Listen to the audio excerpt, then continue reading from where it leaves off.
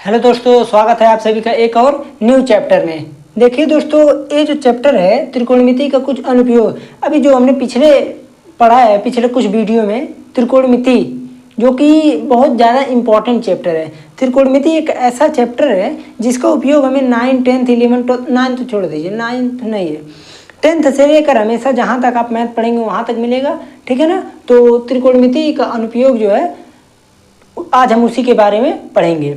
तो देखिए, chapter number 9 है, 14 चैप्टर है, 8 खत्म हो गया है, 9 10 11 12 13 14 6 चैप्टर और बचा है। इधर का चैप्टर बहुत छोटा छोटा है। एक चैप्टर जो शुरू कर रहे हैं इसमें मान के चलिए 2 से 3 लेक्चर में ख़त्म हो जाएगा चैप्टर।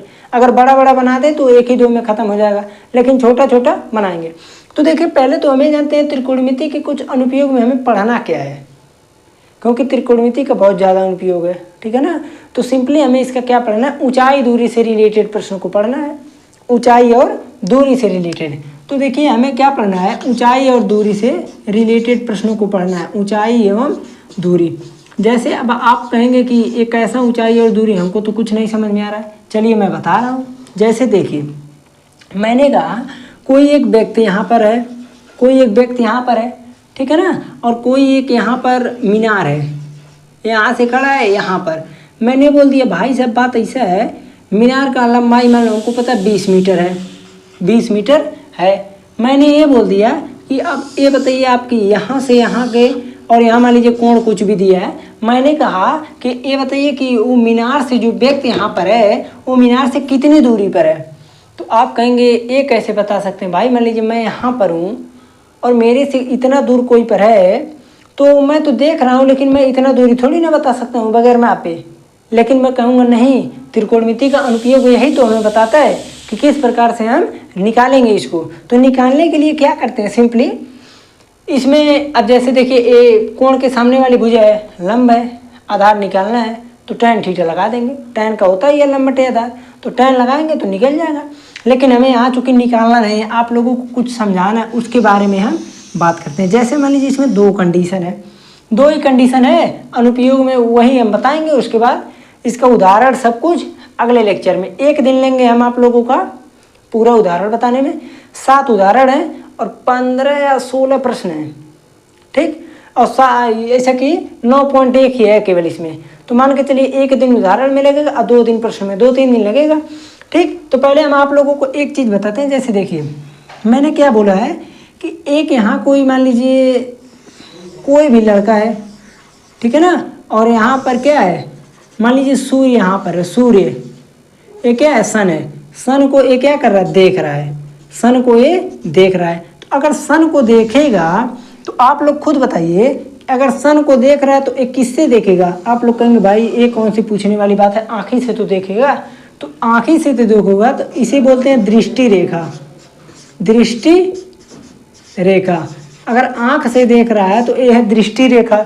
और भाई दुनिया जानती है कि आँखी से देखा जाता है, तो वही है क्या, दृष्टि रेखा। देखिए, दृष्टि रेखा हो गया। हमें आप लोगों को इसमें दृष्टि रेखा बताने से नहीं, हम कुछ दूसरा आप लोगों को बताना चाहते हैं, ठीक। तो दृष्टि रेखा हो गया। और देखिए, मान लीजिए मैं अगर ऐसे सिंपली खड़ा हो गया, ऐसे, ठीक है ना, मैं ऐसे खड़ा हूँ। अगर मेरे को कुछ भी देखने के लिए ऊपर ऐसे नज़र अगर करना पड़ रहा है, ऊपर ऊपर अगर नज़र कहीं भी कर रहा है, तो उसे हम बोलते हैं उन्नयन। उन्नयन का मतलब ये होता है कि ऊपर एक तरह से, ठीक है ना।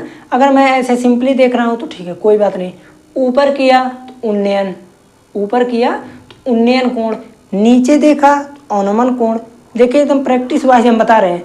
ऊपर देख लिए, ऐसे मैं ऊपर देख रहा हूँ उन्नयन कोण, नीचे देख रहा हूँ अवनमन कोण। तो आप लोग कहेंगे हाँ भाई ये तो ठीक है। मान लीजिए कोई व्यक्ति ऐसे यहाँ खड़ा है, लड़का या लड़की, और मान लीजिए मैं पैर यहाँ पर है इसका, भाई यहाँ इसको जब देखेंगे, ये क्या चीज़ है, ये जो रेखा है ये कहेंगे ये तो क्षैतिज रेखा है, क्षैतिज रेखा। क्षैतिज मतलब ऐसे पृथ्वी के समांतर, ये क्षैतिज रेखा है। अगर ये क्षैतिज रेखा है तो मैं देख रहा हूँ कि ये तो ऊपर ताक रहा है। अगर ऊपर देख रहा है तो इसे बोलते हैं उन्नयन कोण, उन्नयन कोण। मैं आप लोगों को ये सब क्यों बता रहा हूँ, क्योंकि जब आप प्रश्न को लगाएंगे तो उसमें सिंपली दिया रहेगा कि उन्नयन कोण इतना है, तो अब आप कहेंगे नीचे से ताक रहा है कि ऊपर से, तो इसीलिए बता रहे हैं। उन्नयन कोण का मतलब नीचे से अगर ऊपर ताक रहा है तो उन्नयन कोण। ठीक, इसका विपरीत सेम यही होता है। मान लीजिए मैंने क्या किया, एक कोई बंगला है, ठीक है ना, एक क्या है, मकान है, यहाँ पर कोई लड़का खड़ा है। ठीक, मान लीजिए ये क्या किया, यहाँ पर एक गेंद है, गेंद को ऐसे देख रहा है। ठीक, आप कहेंगे भाई जब गेंद को देख रहा है तो ए तो इसका हो गया क्षैतिज रेखा, तो ए हो गया क्षैतिज रेखा। अब क्या करेंगे, क्षैतिज रेखा से आप देख रहे हैं कि ये तो नीचे देख रहा है, क्या कर रहा है, क्षैतिज रेखा से नीचे देख रहा है। तो यहाँ का कोण जो होता है, सिंपली जो हम लोग कोण लिखते हैं वो यहाँ का नहीं यहाँ का लिखते हैं। ठीक है ना, इसमें जो कोण लिखते हैं वो यहाँ का लिखते हैं। लेकिन कोण अगर कहा जाए सही मायने में तो कोण यहीं का देखा जाना चाहिए। ठीक है ना, यहाँ का देखेंगे, प्रश्न के अनुसार से हम आप लोगों को बता देंगे, लेकिन कोण मैं यहाँ का देखूंगा। ये जो कोण है, ये कौन सा कोण है, अवनमन कोण किससे देख रहा है, आँख से, तो ये हो जाएगा दृष्टि रेखा।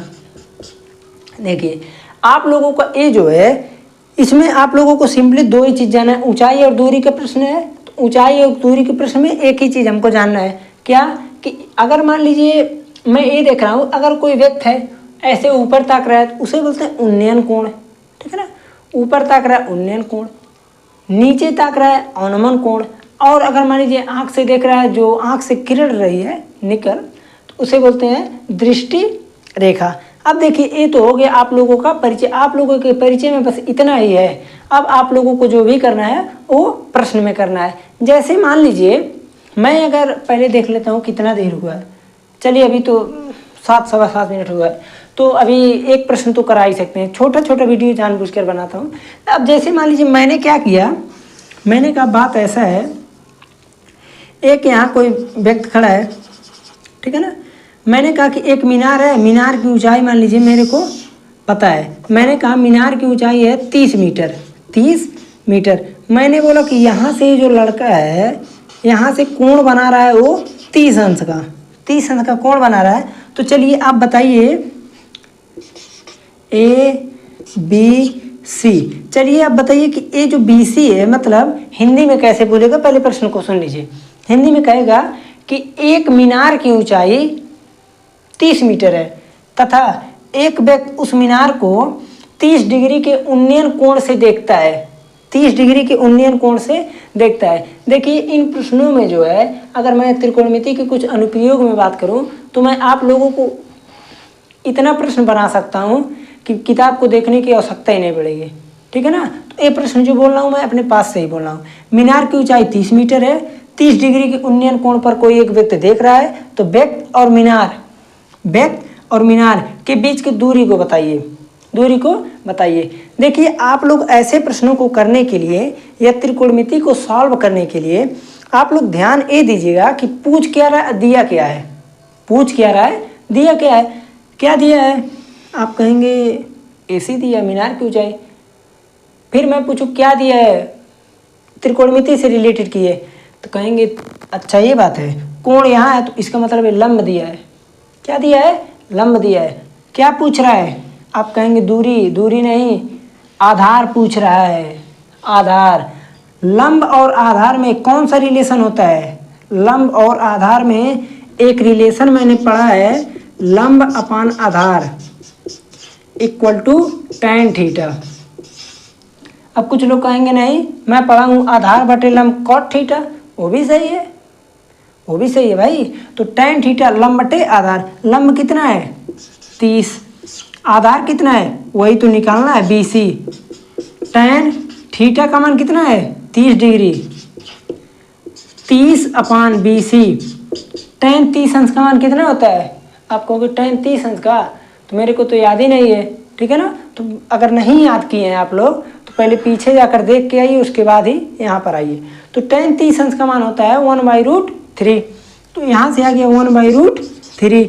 अब मैं बोला BC की लंबाई कितनी हो गई, तो 30√3 मीटर, जिसमें दिया मीटर है तो मीटर। ठीक, आप लोग कहेंगे हाँ ये तो बहुत बढ़िया हुआ। तो आप लोग इस प्रकार से किसी भी प्रश्न को, त्रिकोणमिति के अनुप्रयोग का जितना भी प्रश्न बन सकता है, क्लास 10th की बात की जाए तो तो आप लोग एकदम आसानी से इसको कर सकते हैं, ठीक है ना। तो अब हम चलते हैं। अगर इस चैनल पर पहली बार आए हैं तो चैनल को सब्सक्राइब जरूर कीजिए और बेल आइकन को भी प्रेस कर लीजिए। देखिए अगर मैं पढ़ा रहा हूँ, ठीक है ना, तो ये आप लोगों का कर्तव्य बनता है कि आप लोग चैनल को शेयर ज़रूर कीजिए, लाइक कीजिए, अपने फ्रेंड्स के साथ शेयर कीजिए। अगर अच्छा लग रहा है, मान लीजिए पढ़ने में बढ़िया लग रहा है, तो आप लोग इतना तो कर ही सकते हैं, ठीक है ना। तो अब हम चलते हैं।